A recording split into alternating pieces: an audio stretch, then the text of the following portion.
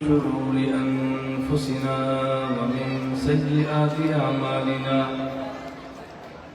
من يهده الله فلا مضل له ومن يضلل فلا هادي له ونشهد أن لا إله إلا الله وحده لا شريك له ونشهد أن سيدنا ومولانا محمدا عبده ورسوله أما بعد فأعوذ بالله من الشيطان الرجيم بسم الله الرحمن الرحيم ومن أراد الآخرة وسعى لها سعيها وهو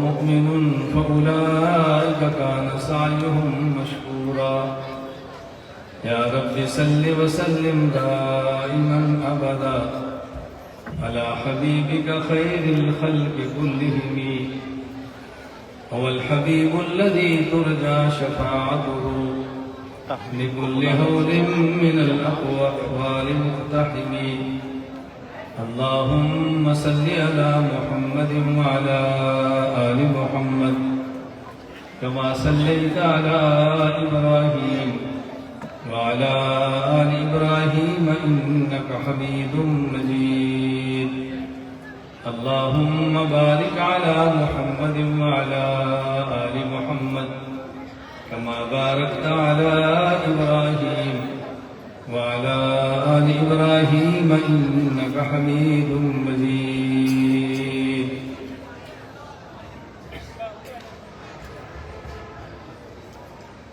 میرے نہایت واجب الاحترام بزرگوں، مسلک اہل سنت والجماعت احناف دیوبند سے تعلق رکھنے والے نوجوان دوستوں اور بھائیوں، میں نے آپ حضرات کی خدمت میں قرآن کریم کی ایک آیت کریمہ تلاوت کی ہے۔ اس آیت میں اللہ رب العزت نے ہمیں ایک اصول ارشاد فرمایا ہے کہ ہم نیک کریں وہ نیک عمل اللہ کے ہاں قبول بھی ہو۔ ہمیشہ سے انسان کا دشمن شیطان ہے، اس کی پہلی کوشش یہ ہوتی ہے کہ کوئی انسان نیک عمل نہ کرے، اور اس کی دوسری کوشش یہ ہوتی ہے کہ اگر نیک عمل کر لے تو اس کا نیک عمل قبول نہ ہو۔ سب سے پہلی بات کہ انسان کو نیک عمل کرنے کی توفیق ہو۔ کلمات اذان کے جواب دینے میں فرق کیوں ہے؟ میں نے آپ کی خدمت میں پہلے عرض کیا، شیطان کی پہلی محنت کوئی انسان نیک عمل نہ کرے۔ نیک اعمال میں سب سے اہم ترین نیک عمل نماز ہے، تو نماز شیطان کی خواہش ہوگی کہ بندہ نماز نہ پڑھے۔ شریعت نے بتایا کہ نماز کی توفیق ملے گی، دو کام کریں، نمبر ایک ہمت کریں، نمبر دو اپنی زبان سے لا حول ولا قوت الا باللہ کہیں تو نماز کی توفیق مل جائے گی۔ سوئے ہیں، الارم لگا کے سوئیں، وقت ہو جائے الارم اٹھائے گا، ہمت کریں اور اٹھ جائیں۔ اے سی چل رہا ہے، ہمت کریں اور بند کر دیں۔ پنکھا چل رہا ہے، ہمت کریں اور پنکھے کو بند کر دیں۔ اگر سردی میں ہیٹر لگا ہے، ہمت کریں ہیٹر کو بند کریں، اٹھیں اور اٹھ کے وضو کریں۔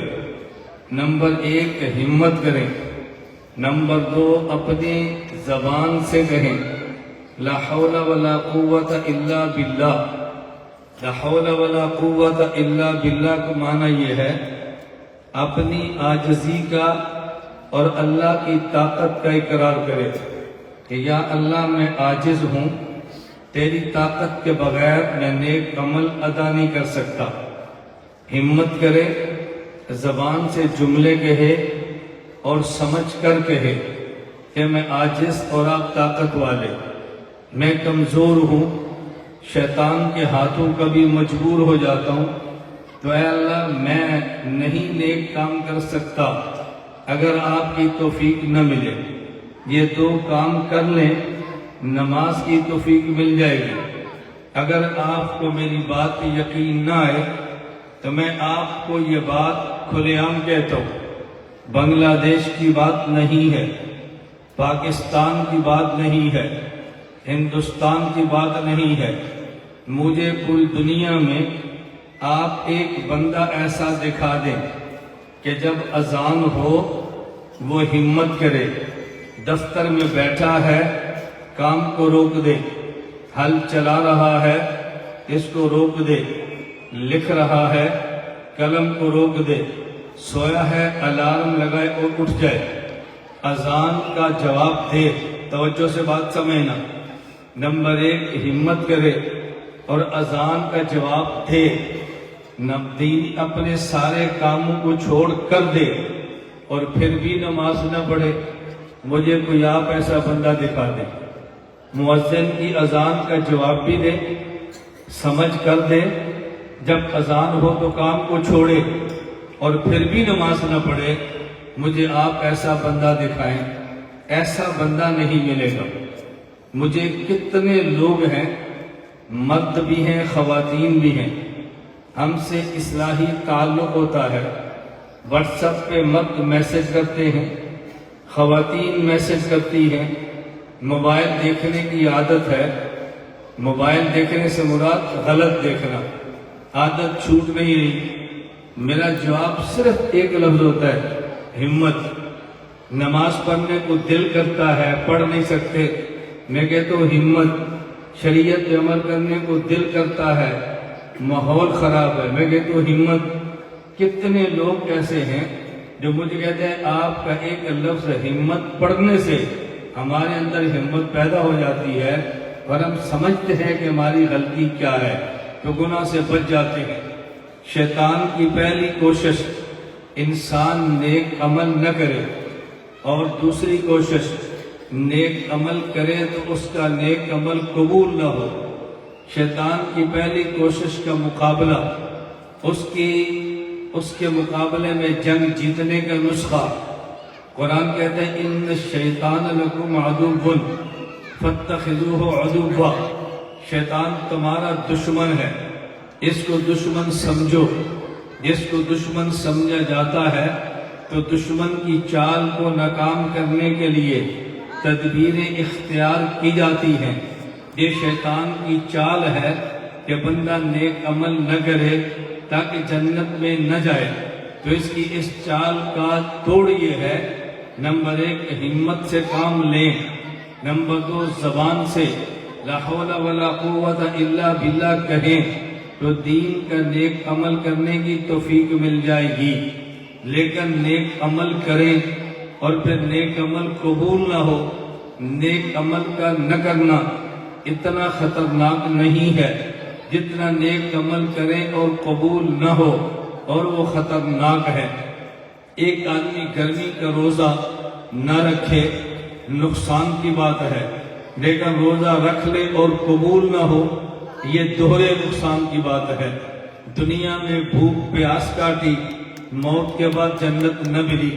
ایک آدمی نماز نہ پڑھے نقصان کی بات ہے، لیکن نماز پڑھے اور قبول نہ ہو یہ دوہرے نقصان کی بات ہے۔ سردی میں اس نے وضو بھی کیا، دکان بند بھی کی ہے، نیند تو ختم بھی کی ہے اور جنت پھر بھی نہیں ملی۔ ایک آدمی زکوٰۃ نہ دے نقصان کی بات ہے، لیکن زکوٰۃ دے اور قبول نہ ہو یہ دوہرے نقصان کی بات ہے۔ دنیا سے مال بھی ہاتھ سے نکلا اور قیامت کے دن جنت بھی ہاتھ نہ آئی۔ اس لیے اس بات کو اچھی طرح سمجھیں، انسان نیک عمل کرے اور قبول بھی ہو، اس کے لیے اللہ رب العزت نے قرآن کریم پارہ نمبر 15 سورہ بنی اسرائیل کا دوسرا رکوع ہے، ہمیں ایک اصول دیا ہے، اگر اس پہ عمل کریں گے تو عمل قبول بھی ہوگا۔ وَمَنْ أَرَادَ الْآخِرَةَ وَسَعَى لَهَا سَعْيَهَا وَهُوَ مُؤْمِنٌ فَأُولَئِكَ كَانَ سَعْيُهُمْ مَشْكُورًا۔ عمل قبول ہونے کے لیے خدا نے اصول کے طور پہ 3 شرطیں دی ہیں۔ من اراد الآخرۃ فسعی لہا سعیہا وہو مؤمن۔ 3 شرطیں ذہن میں رکھ لیں۔ نیک عمل کرنے والے کا نمبر 1 عقیدہ درست ہو، وہ مؤمن۔ نمبر 2 اس نیک عمل کرنے والے کا ارادہ اور نیت درست ہو، من اراد الآخرہ۔ نمبر 3 اس نیت اس عمل کرنے والے کا عمل سنت کے مطابق ہو، وسعی لہا سعیہا فاولئک کان سعیہم مشکورا۔ اللہ فرماتے ہیں میں اس کا نیک عمل قبول کر لوں گا، تو نیک عمل قبول ہوگا اس کے لیے 3 شرطیں ہیں۔ نمبر 1 عقیدہ درست ہو، نمبر 2 نیت درست ہو، نمبر 3 عمل سنت کے مطابق ہو۔ اگر عقیدہ درست نہ ہو اللہ عمل قبول نہیں کرتے۔ میں اس پہ آیات بھی پڑھتا ہوں، احادیث بھی پڑھتا ہوں، اس پہ واقعات بھی پیش کر سکتا ہوں، دلائل پہ دلائل دے سکتا ہوں، اشارے دوں گا، آپ خود سمجھیں گے کہ دلائل قرآن میں کتنے ہیں۔ اگر انسان کا عمل ہو لیکن اس کا عقیدہ درست نہ ہو، قرآن کریم میں ہے، اللہ رب العزت فرماتے ہیں وَلَقَدْ أُوحِيَ إِلَيَّ، قرآن کریم میں ہے، اللہ رب العزت اپنے پیغمبر کو فرما رہے ہیں لَإِنْ أَشْرَكْتَ لَيَحْبَطَنَّ عَمَلُكَ وَلَتَكُونَنَّ مِنَ الْخَاسِرِينَ۔ اے پیغمبر ان کو بتاؤ یہ خدا کی وحی مجھ پر بھی آئی ہے، مجھ سے پہلے نبیوں پر بھی آئی ہے۔ وحی کیا ہے؟ لَإِنْ أَشْرَكْتَ لَيَحْبَطَنَّ عَمَلُكَ، عملک سے مراد نیک عمل ہے، کوئی گندہ عمل نہیں ہے۔ لَإِنْ أَشْرَكْتَ، اے بندے اگر تیرا عقیدہ ٹھیک نہ ہوا، اگر تیرا عقیدہ درست نہ ہوا، لَيَحْبَطَنَّ عَمَلُكَ، ہم تمہارے عمل کو ہرگز قبول نہیں کریں گے۔ تو عمل کے قبول ہونے کے لیے پہلی شرط یہ ہے کہ بندے کا عقیدہ درست ہو۔ قرآن کریم میں ہے فَلَا نُقِيمُ لَهُمْ يَوْمَ الْقِيَامَةِ وَزْنًا۔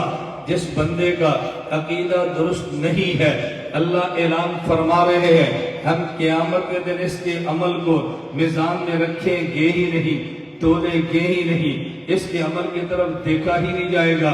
بھئی اگر تولا جائے تو کچھ وزن ہو سکتا ہے، تو جس کے عمل کو تولا ہی نہ جائے بتائیں اس کے عمل کی حیثیت کیا ہوگی۔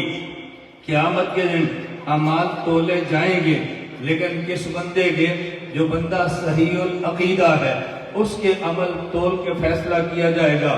فَمَنْ ثَقُلَتْ مَوَازِينُهُ فَهُوَ فِي عِيشَةٍ رَاضِيَةٍ وَأَمَّا مَنْ خَفَّتْ مَوَازِينُهُ فَأَمَّا مَنْ خَفَّتْ مَوَازِينُهُ فَأُمُّهُ هَاوِيَةٌ۔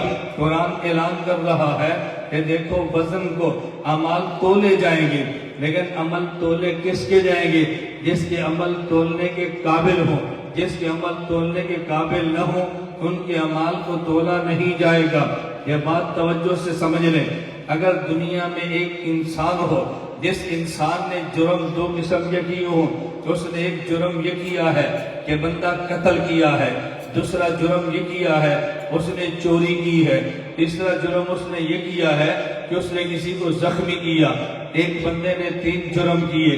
نمبر 1 ایک بندے کو قتل کر دیا، ایک بندے کو زخمی کر دیا، ایک بندے کے مال کو چوری کر دیا۔ اب عدالت میں اس پہ کیس بنا ہے۔ پہلے کیس وہ چلا کہ اس بندے نے قتل کیا تھا، قتل کرنے کی سزا اس کو ملی، اس کو سزائے موت دے دی گئی۔ اب بتاؤ سزائے موت کے بعد اس کے دوسرے کیس کو سننے کی ضرورت نہیں ہے کہ اس نے فلاں کو زخمی کیا ہے، دوسرے کیس کی ضرورت نہیں ہے، تیسرے کیس کس نے چوری کی ہے۔ کیوں؟ چوری کی سزا یہ قتل نہیں ہے، زخمی کی سزا قتل نہیں ہے، قتل کی سزا قتل ہے۔ تو جب اس کو قتل کی سزا مل گئی ہے یہ سولی پہ چڑھ جائے گا، تو چند دن میں جیل رکھنے والے کیس کو سننے کی ضرورت کیا ہے؟ ایک سزا کفر کی ہے، ایک سزا گندے عمل کی ہے، جس کو کفر کی وجہ سے دائمی جہنم مل گئی ہے، اس کے برے عمل کو دیکھنے کی ضرورت کیا ہے؟ وہ تو کفر کی وجہ سے جہنم میں پڑا ہے، اب اس کے نیک عمل کو کیا دیکھنا؟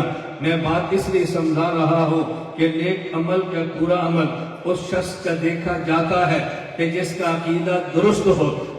اگر عقیدہ درست نہ ہو قرآن کریم کا بڑا واضح اعلان ہے، ان الذین کذبوا بآیاتنا واستکبروا عنها لا تفتح لهم ابواب السماء ولا يدخلون الجنہ حتى یلج الجمل فی سم الخیاط۔ بد عقیدہ شخص کا جنت میں جانا ایسے ہی ناممکن ہے جیسے اتنے بڑے اونٹ کا سوئی کے چھوٹے سے سوراخ میں گزرنا ناممکن ہے۔ تو سب سے پہلی بات یہ ہے کہ بندے کا عقیدہ ٹھیک ہو، عقیدہ ٹھیک ہوگا عمل قبول ہوگا، عقیدہ ٹھیک نہیں ہوگا عمل قبول نہیں ہوگا۔ تعجب کی بات تو یہ ہے کہ سب سے پہلی شرط عقیدہ ہے، ہم عقیدے پہ محنت نہیں کرتے، عمل پہ محنت کرتے ہیں۔ بھئی عقیدے پہ محنت پہلے کرو، عمل پہ محنت بعد میں کرو۔ پہلا مسئلہ عقیدے کا ہے، پھر مسئلہ عمل کا ہے۔ عقیدہ بنیاد ہے، عمل اس کے اوپر دیوار ہے۔ آپ نے حدیث کو پڑھا ہے، اللہ کے نبی صلی اللہ علیہ وسلم فرما رہے ہیں، بنی الاسلام والا خمس، بھئی دین کی عمارت 5 ستونوں پر ہے۔ ایک ستون کیا ہے؟ لا الہ الا اللہ پڑھنا۔ ایک ستون کیا ہے؟ نماز کو قائم کرنا۔ ایک ستون کیا ہے؟ روزے کو زکوٰۃ ادا کرنا۔ ایک ستون کیا ہے؟ روزہ رکھنا۔ ایک ستون کیا ہے؟ حج کرنا۔ یہ ستون ہے، یہ بنیادیں نہیں ہیں۔ بنیاد تو اور چیز ہے، وہی ستون پہ عمارت کھڑی ہوگی، ستون نظر آتے ہیں، دیکھو جو نیچے بنیاد ہے وہ نظر نہیں آتی۔ بنیاد کا نام عقیدہ ہے، بنیاد کا نام ایمان ہے، اس کا تعلق انسان کے دل سے ہے۔ انسان زبان سے پڑھتا ہے لا الہ الا اللہ، کان سنتے ہیں، ہونٹ نظر آتے ہیں۔ انسان نماز پڑھتا ہے، آنکھ دیکھتی ہے۔ انسان زکوٰۃ دیتا ہے، آنکھ دیکھتی ہے۔ انسان روزہ رکھتا ہے، سحری افطاری کرتا ہے، آنکھ دیکھتی ہے۔ یہ بھوکا ہے، اترا چہرہ ہے، اس کو آنکھ دیکھتی ہے۔ انسان حج کرتا ہے، آنکھ دیکھتی ہے، لیکن قلبی ایمان کو تو آنکھ نہیں دیکھتی، وہ تو مخفی چیز ہے، بنیاد نظر نہیں آتی۔ ایمان تصدیق قلبی کا نام ہے، ایمان دل کے یقین کا نام ہے، وہ نظر نہیں آتا۔ یہ 5 اعمال ہیں، عقیدہ نہیں ہے۔ محنت پہلے عقیدے پہ ہم کریں، پھر ہم محنت اعمال پہ کریں۔ عجیب بات یہ ہے، اعمال پہ محنت کرنے والی جماعتیں موجود ہیں، عقیدے پہ محنت کرنے والے افراد بھی نہیں ملتے۔ محنت کرنے والی عمل پہ جماعتیں ہوں گی، عقیدے پہ محنت کرنے والا فرد بھی نہیں ہوگا۔ اس لیے سب سے پہلے محنت عقائد پہ ہم کریں۔ آپ دنیا میں گھوم کے دیکھیں، آج دنیا کفر حملہ آور ہے مسلمان کے عقیدے پہ، الہاد کا فتنہ حملہ آور ہے ہمارے عقیدے کے، استشراق کا فتنہ حملہ آور ہے ہمارے عقیدے پہ، قادیانیت حملہ آور ہے ہمارے عقیدے پہ۔ پوری دنیا میں سب سے پہلے عقیدے کے فساد کی محنت کی جا رہی ہے۔ عمل قبول ہوگا، لیکن قبولیت عمل کے لیے پہلی شرط یہ ہے کہ انسان کا عقیدہ درست ہو۔ اس کی دوسری شرط یہ ہے، اللہ قرآن میں فرماتے ہیں وَسَعَى لَهَا سَعْيَهَا، یہ محنت کرے جیسے محنت کرنی چاہیے۔ کیسے محنت کرنی چاہیے کا مطلب قرآن نے صرف یہ نہیں کہا وَسَعَى لَهَا وہ محنت کرے، فرمایا وَسَعَى لَهَا سَعْيَهَا وہ محنت ایسے کرے جیسے محنت کرنی چاہیے۔ ویسے محنت کا معنی کیا ہے؟ توجہ رکھنا، من اراد الآخرہ، نمبر 2 آدمی ارادہ آخرت کا کرے۔ انسان کی نیت ٹھیک ہونی چاہیے، اگر نیت ٹھیک ہو عمل قبول ہوتا ہے، اگر نیت ٹھیک نہیں ہوتی عمل قبول نہیں ہوتا۔ ماں اور آپ کس کھاتے میں اگر نیت ٹھیک نہ ہو، کیا ہم نے سنا نہیں ہے قیامت کے دن اللہ کی عدالت میں ایک وہ شخص آئے گا جو اللہ کے راستے میں لڑتا ہوا شہید ہو گیا، اللہ اس سے پوچھیں گے تو نے میرے دین کے لیے کیا کیا؟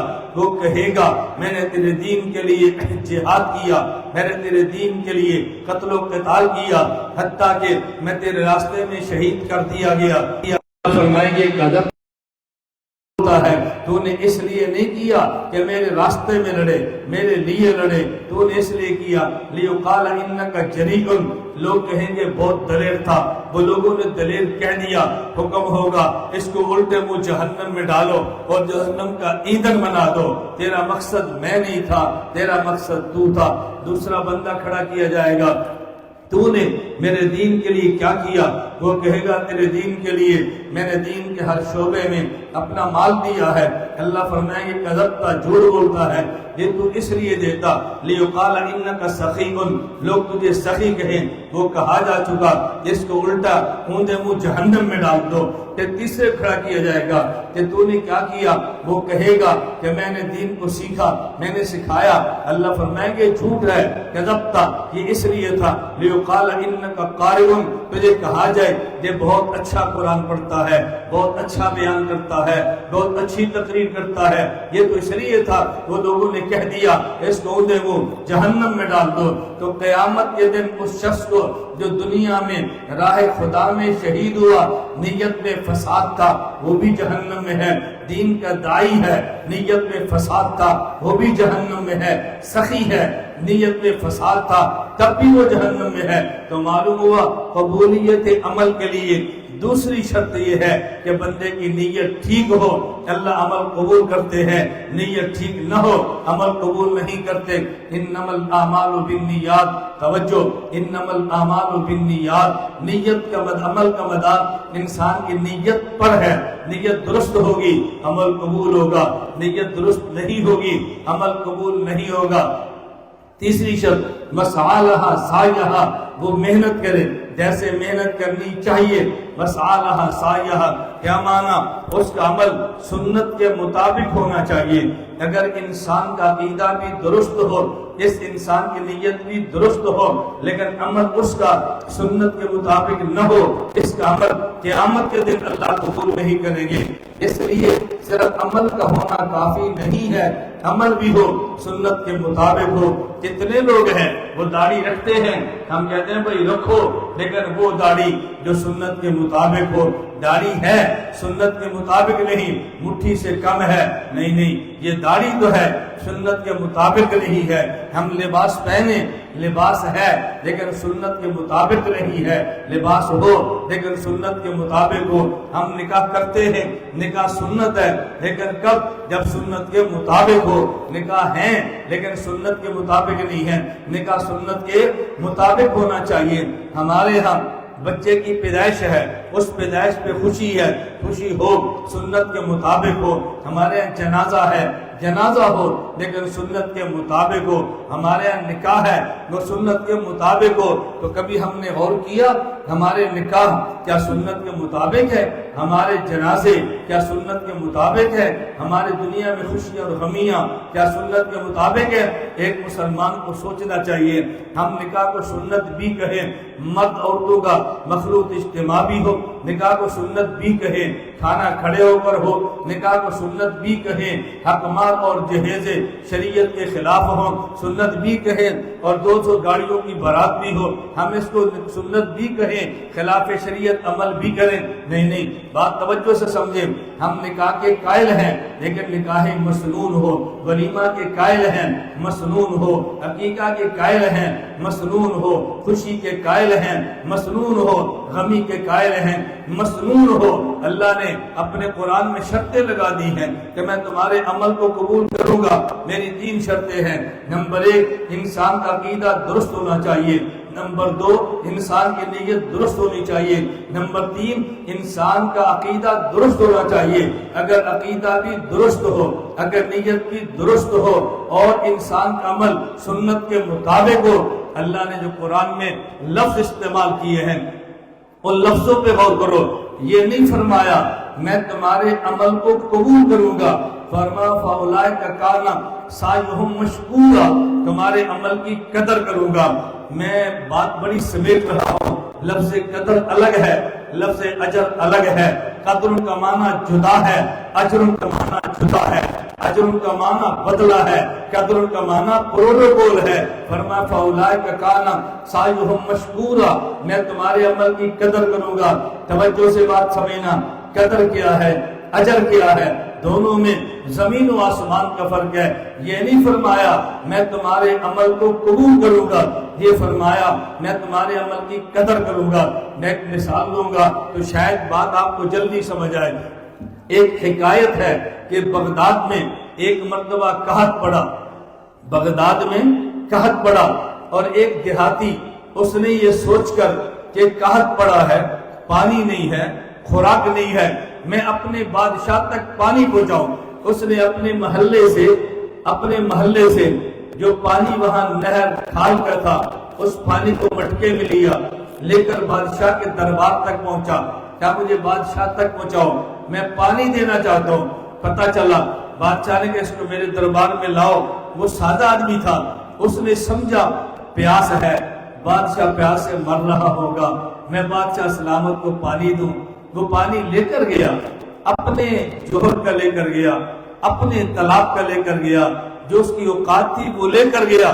بادشاہ نے پانی کو دیکھا تو بادشاہ نے کہا اس کا پانی وصول کر لو، اس کا مٹکا خالی کر دو اور اس کے مٹکے میں سونا چاندی جواہرات بھر کے اس کو واپس کر دو۔ جب اس کو واپس کیا وہ دیہات کا بندہ بڑا خوش ہوا، اس کے ذہن میں تھا کہ میں نے مشکل وقت میں بادشاہ کو پانی دیا ہے، اس لیے بدلے میں مجھے بادشاہ نے سونا اور جواہر دیے ہیں۔ بادشاہ سمجھ گیا، اس کی شکل سے اندازہ ہوا کہ یہ بہت خوش ہے کہ اس نے مجھے مشکل وقت میں پانی دیا تو میں نے پانی کا بدلہ دیا۔ توجہ رکھیں، بادشاہ نے کہا جب یہ واپس جائے تو جس راستے سے آیا ہے اس راستے سے نہ جائے، اس کو ہمارے باغات سے گزارو، ہمارے چشموں سے گزارو۔ جب یہ واپس گزرا بادشاہ کے چشمے بات شروع ہو جاتی ہے، دلائل شروع ہو جاتے ہیں، ختم کرنے کو دل نہیں کرتا، گھڑی دیکھتے ہیں تو بیٹھنے کو دل نہیں کرتا کیونکہ اگلے جلسے پر پہنچنا ہوتا ہے۔ میں ہمیشہ بنگلہ دیش میں کہہ کے تھک گیا ہوں، بھائی بیان رکھو، لمبا رکھو، کھلا وقت رکھو، ہم بھی بات کریں، یہ بھی بات سنیں، کوئی ان کو بھی دلائل کا چسکا پڑے، کوئی ان کو بھی سمجھ آئے دلیل کی دنیا کیا ہوتی ہے۔ ہم چھوٹے جلسوں میں 10 گھنٹے رکھ لیتے ہیں، سامعین کو سمجھ نہیں آتی ہم بات کیا سنیں۔ اب لفظ ایک اجر اور قدر پہ میرا دل کرتا تھا میں اور بات کروں۔ فَأُولَئِكَ كَانَ سَعْيُهُمْ مَشْكُورًا۔ میں ایک بات کہتا ہوں، آپ نے حدیث سنی ہے، معنی غلط سمجھا ہے اور شریعت کے اندر تبدیلیاں شروع کی ہیں۔ حدیث ہے من تمسک بسنتی عند فساد امتی فلہ اجر 100 شہید۔ جس نے میری سنت کو فساد امت کے دور میں مضبوطی سے تھاما اس کو 100 شہید کا اجر ملے گا۔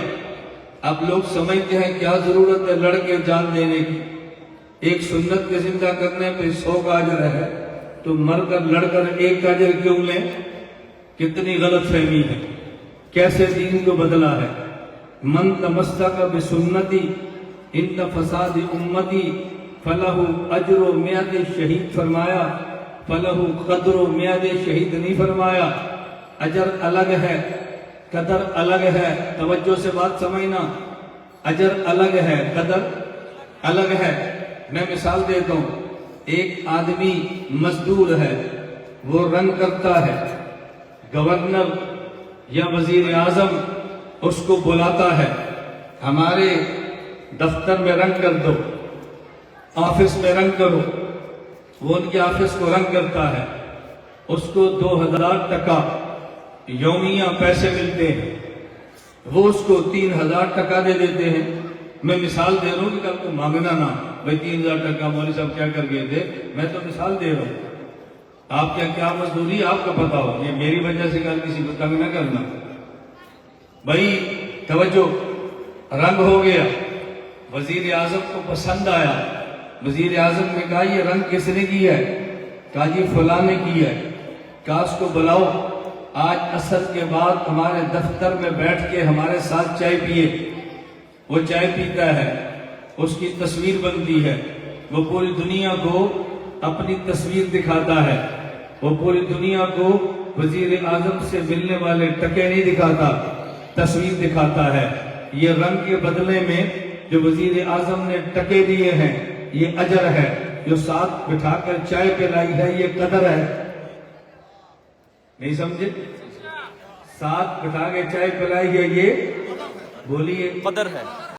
کتنی ہے مجھے نہیں پتا، میں مثال دینے لگا ہوں۔ جی ایم کا معنی جنرل مینیجر، فیکٹری کا سب سے بڑا آدمی، یا کسی کمپنی کا سی او، سب سے بڑا آدمی۔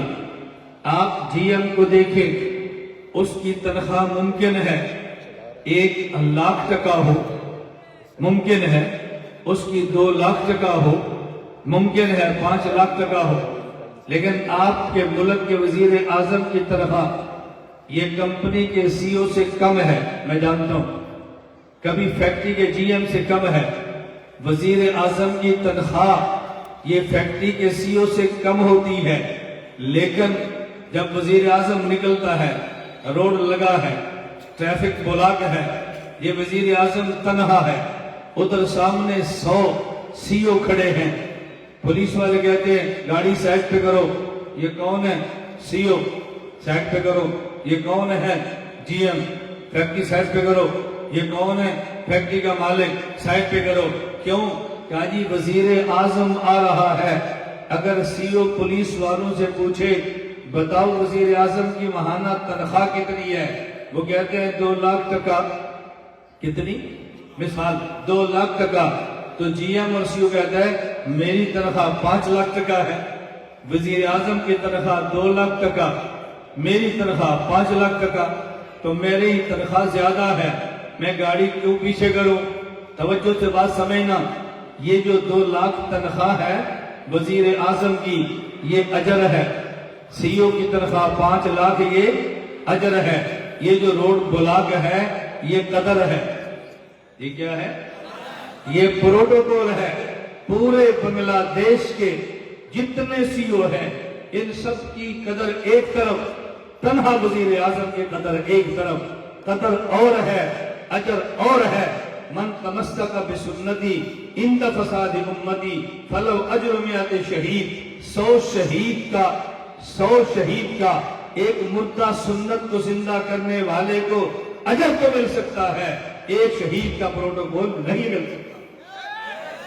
بات سمجھنے کی کوشش کرو، جاہلانہ باتیں مت کرو، امت کو جہالت کی طرف مت دھکیلو۔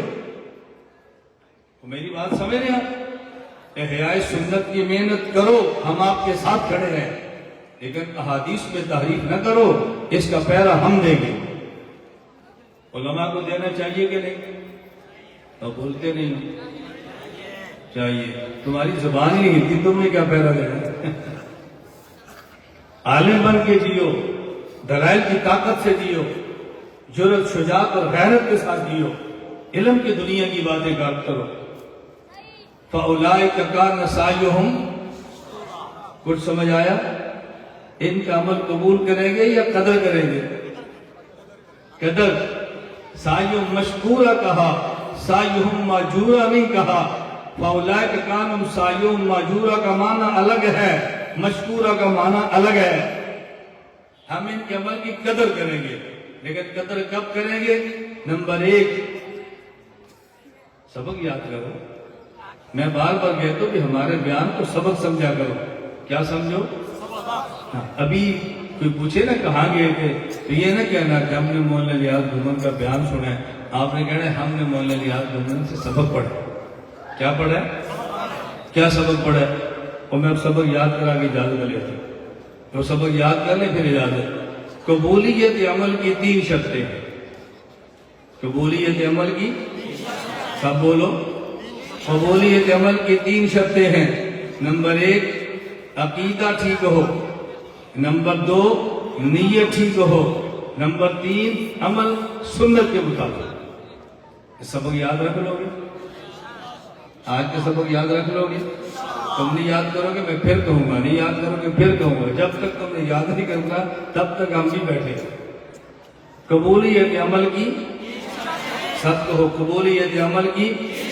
نمبر 1، عقیدہ ٹھیک ہو، نمبر 2، نیت ٹھیک ہو، نمبر 3، عمل سنت کے مطابق ہو۔ اللہ میرا اور آپ سب کا عقیدہ درست فرما دے، نیت درست فرما دے، عمل سنت کے مطابق فرما دے۔ وآخر دعوانا ان الحمدللہ رب العالمین۔